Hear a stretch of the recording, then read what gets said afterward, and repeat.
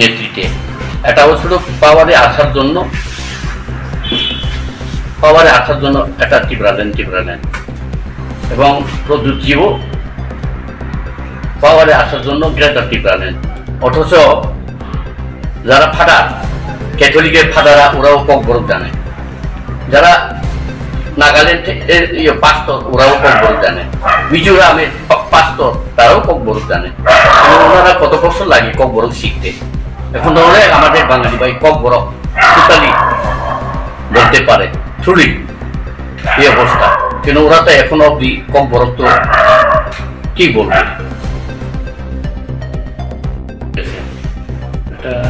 Totally উনি আমাদেরকে ভুলানোর জন্য একটার পর রণকৌশল চালিয়ে যাচ্ছেন উনি।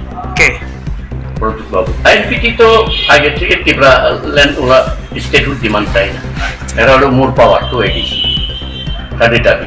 আইএনপিটি 60-এর পর আইএনপিটি স্টেটহুড ডিমান্ড তাদের নেই। যারা আইপিএফটি নামক একটা সংগঠন গড়ে তুলেছে, এটা টোটালি উনি আমাদেরকে ভুলানোর জন্য একটার পর রণকৌশল চালিয়ে যাচ্ছেন উনি। প্রদীপবাবু এটাকে বোলানোর জন্য গ্রেটার টিপরাল্যান্ডকে বোলানোর জন্য একটার পর একটা কায়দা করে বিভিন্ন ইস্যু নিয়ে এখন উনি ত্রিপুরাতে কাজ চালিয়ে যাচ্ছে। ওনার আসল উদ্দেশ্যটা কি তাহলে? আমি আগে একবার বলেছিলাম, মানে পলিটিক্যাল মাইলিজ নেওয়ার জন্য আসল উদ্দেশ্য। ডিসেম্বর तालनि थांनाय जिसा सालमारियाव टिपरालेन्ड सानमोनो बसखांगतनिबो दिल्लीनि जन्तर मन्त्र आचुक सभा खालामनानै स्टेट डेमोक्रेटिक पार्टी सांग्रांसिनो आगरतला प्रेस क्लाब आबरथि दंख सावै खालानिका स्टेट डेमोक्रेटिक पार्टी बखांथै आरो मानजाका स्टेट डेमोक्रेटिक पार्टीनि चेयरमैन अमर देबरमा अक्टोबर 3 बसखांग बुबाग्रा लुटकिशन मानिको देबरमानो थुंग्रुंनि फायदा नाहाना बगिसि जुदा हास्ते सालमान बगै जबा खालाय दंग फियाबा ताबुक जत पगजाकनि कक्सिजाका आसालनि अक्टोबर 3 बसखांग चेयरमैन कारिबो मानजाका पार्टीनि कास्को अमूल्य देबरमादे तांगफां जाको देबरमा। আমরা দিল্লিতে ধর্না গিয়েছিলাম 11 তারিখ ডিসেম্বর। সেখানে আমাদের পার্টি থেকেও 5 প্রতিনিধি দল গিয়েছিল। ইহার পরিপ্রেক্ষিতে আজকে আপনাদের সাথে একটু ব্রিফ দেওয়ার জন্য আমরা আপনাদেরকে আহ্বান করলাম। আপনাদেরকে সবাইকে স্বাগত। এবং আমাদের মূলত ডিমান্ড হলো statehood demand, 6 schedule base on 6 শিডিউলকে নিয়ে। আগেও আপনাদের সাথে সাংবাদিক সম্মেলনে মিলিত হয়েছিলাম, গেল 2-3 মাস আগে। কারণ আপনারা কাছে এই আমাদের দাবি নিয়ে একটু বক্তব্য রাখলাম। এখন আমরা এটা কন্টিনিউ আমাদের মুভমেন্ট চালিয়ে যাব এবং সমগ্র ত্রিপুরাবাসী এবং যারা এডিসি এলাকায় যারা আছেন ওদের অস্তিত্ব রক্ষার জন্য আমরা যে ফাইট করে যাচ্ছি এটা কন্টিনিউ আমরা চালিয়ে যাব।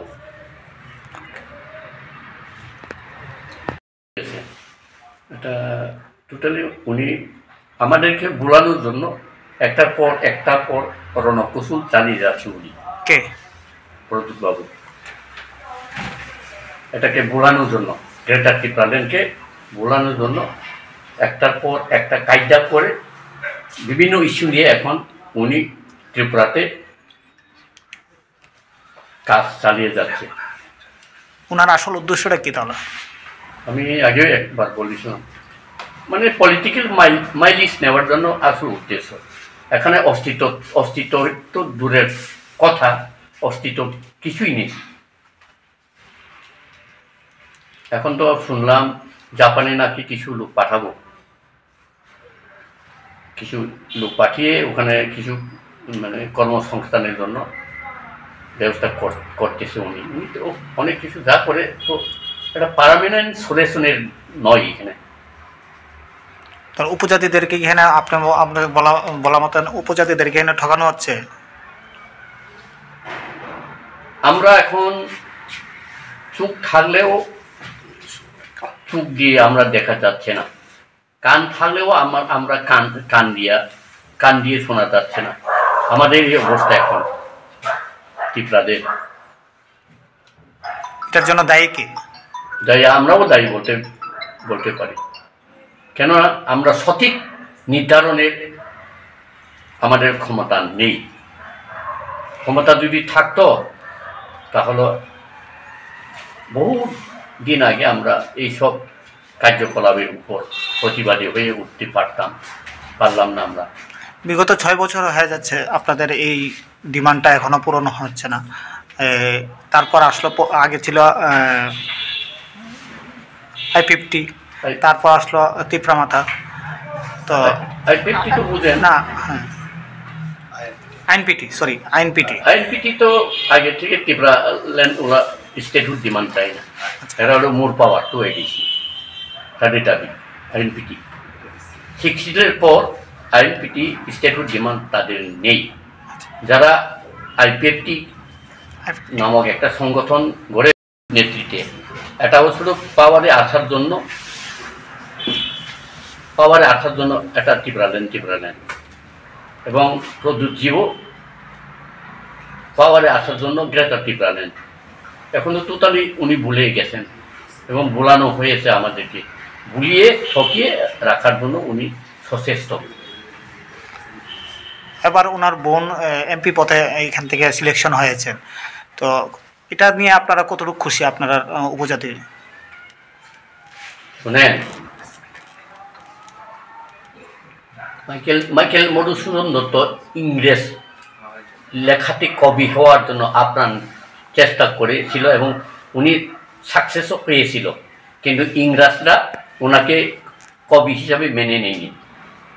মাইকেল মধুসূদন দত্তকে নতুন বছর উনি কবিতা লিখছেন কেমন, যেমন এখন যে এমপি উনি তো টোটালি ককবরক জানে না, অথচ নিপেন বাবুরা ককবরক জানে। অথচ যারা ফাদার, ক্যাথলিকের ফাদাররা ওরাও ককবরক জানে। যারা নাগাল্যান্ডের পাস্টর ওরাও ককবরক জানে। মিজোরামের পাস্টর তারাও ককবরক জানে। কিন্তু ওনারা কত বছর লাগে ককবরক শিখতে। এখন তো আমাদের বাঙালি ভাই ককবরক টোটালি বলতে পারে, থ্রুলি এই অবস্থা। কিন্তু ওরা তো এখন অবধি ককবরক তো কি বলবে।